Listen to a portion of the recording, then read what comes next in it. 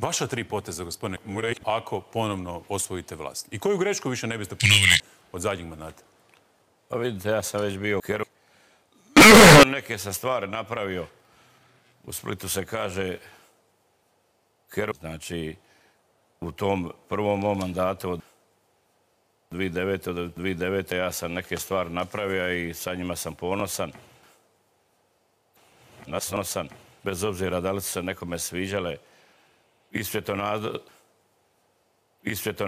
svjetonazorski, ideološki, ali ostalo je tu dosta stvari od Stavovca, od obale, Ortića, jedan došao u Banovinu. U 9. mjesec sva djeca su bila u vrtići. To će biti sada.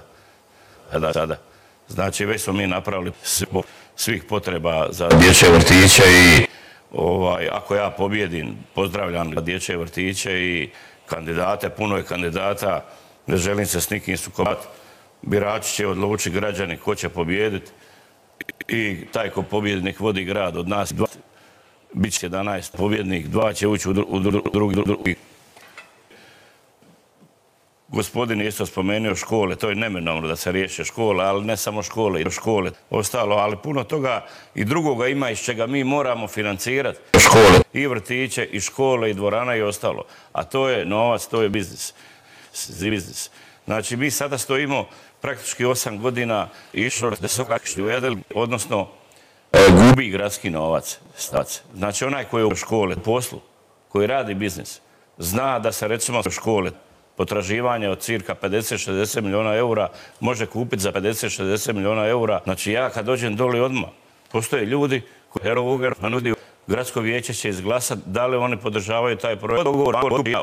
Ne bude ona s kamatama. Znači, to je ono što ja znam raditi, Znači, legalizacija. Ja sam napravio Palladium Arena. Od Majaša, Dragovoda, od Majaša robio od svega. Napravio sam ljudima. Šta je s divljom gradnjom? Šta je sa milijardu zimena ima prostor? Nema prekomjerne izgradnje. Nažalost, ima